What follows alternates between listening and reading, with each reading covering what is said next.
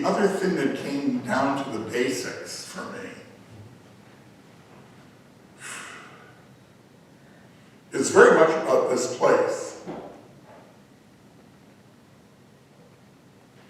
When I left Holy Communion and retired from there, which was my home church, I was baptized there and I was confirmed there, and I was ordained there, I was installed there, you know, the whole 9 yards.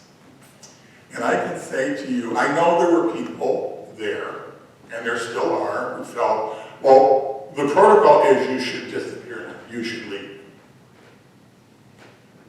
And I'm going to tell you something. I couldn't. I couldn't have done that even if I wanted to. I was, after losing a second wife, and I haven't shared this with a lot of people, but I shared here because you're you, but Justin made a suicide attempt 6 months after she died, Chris died. And when Patty died, I was terrified he was going to do it again.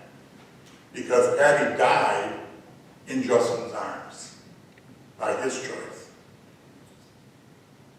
I was so frozen with, where do you go from here?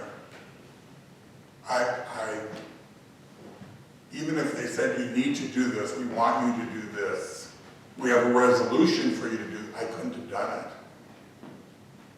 Now there are some of the people from Holy Communion who knew I couldn't, who are here today, some of them who knew I couldn't do it.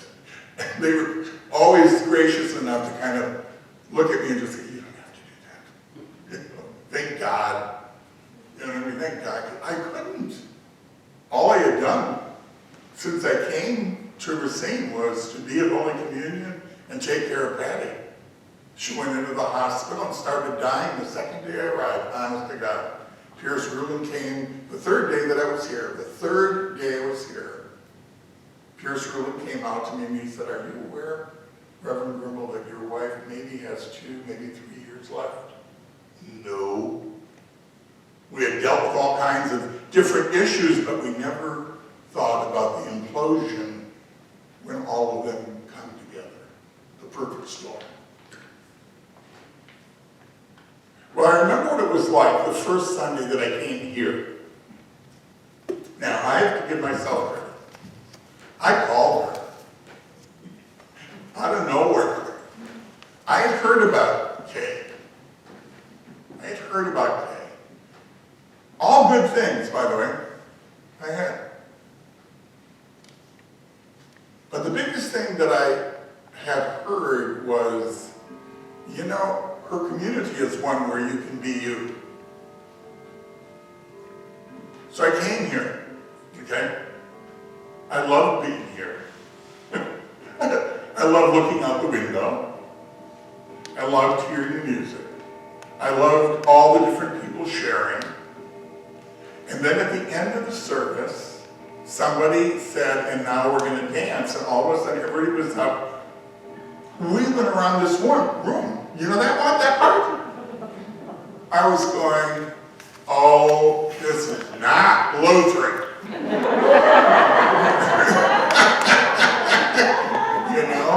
This ain't Presbyterian, and holy cow. And you know what they were dancing to? Devil in the Blue Dress.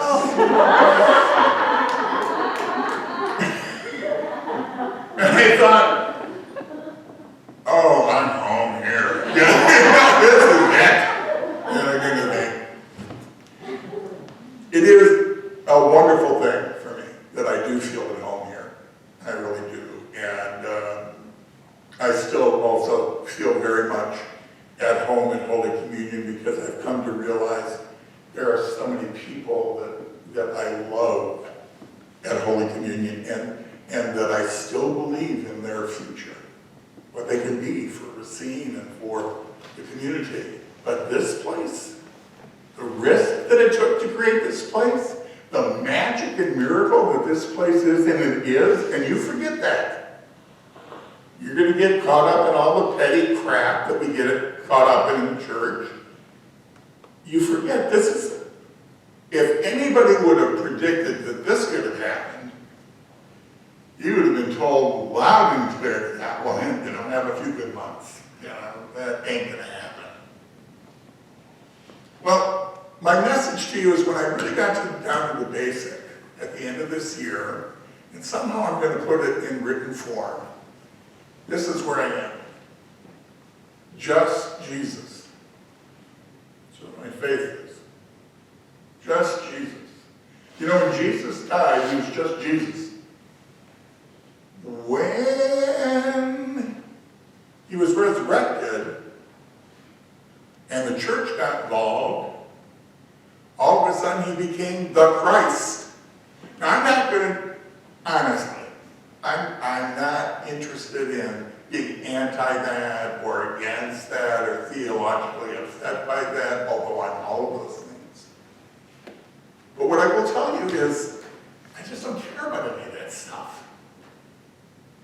Was Mary a virgin? Did Jesus descend into hell and then rise again to sit at the right hand of God the Father?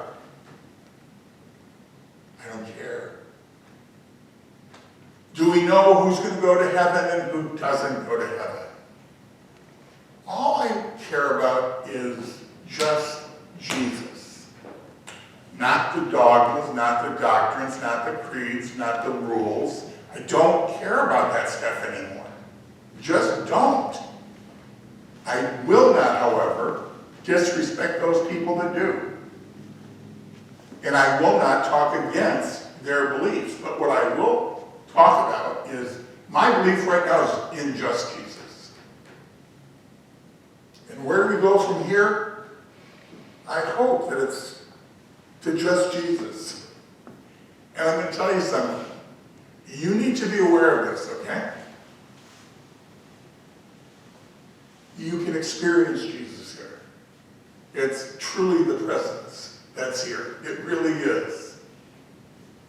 It's here. Every time I've been here, it's here. I don't know why it's here. I don't know how it got. Well, I do know a lot about God here. Okay? You need to know how lucky you are to have a minister of this kind of quality, integrity, dignity, maturity, and just plain spirit. So you've got an incredible future together. You just do. Don't give up on it because it's a miracle. Oh, there will be a lot of people that would love to see this place and all places that are new and different and unique fold. Oh yeah, well, you know how that goes.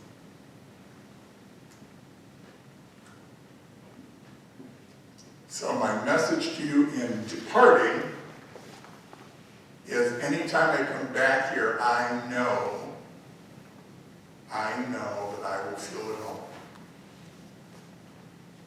I know that I will feel home here.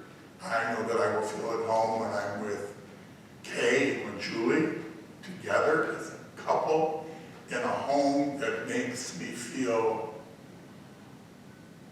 really alive and having a lot of fun and always feeling like I'm growing and learning. I love that. So to all of you, I know this was a long one. I thank you from the bottom of my heart for the chance to have shared this place with you. And I will come up with ways that I can offer something from Vermont this way. But I will remind you, when you want to throw your hands up and go, where do we go from here? And you feel frozen in place like a pillar of salt. Move. You gotta move. You gotta keep moving. Okay? It was the key to my grandmother's words to me about riding the bike. Billy, keep moving. Just keep moving. Even if you fall, just keep moving. Move, grow, learn. And then remember that the basics of Jesus is about you have no excuse to not love each other. None. We're supposed to love each other extravagantly. We're supposed to love each other even when we're enemies. We're supposed to love each other when we can't stand each other, even live. Go in peace. Do your very best to follow in Jesus' Spirit. Don't send them off yet. Okay. Yeah, that's I know, I can agree. No, there's a sending forth after this. Ah, right, okay. She's the boss.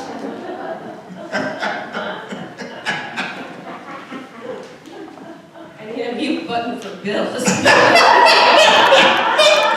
It's true. I can mute everybody on Zoom, but I can't mute Bill. He looked at me on Wednesday and he said, "Kay, I want you to sing on Sunday." Yeah.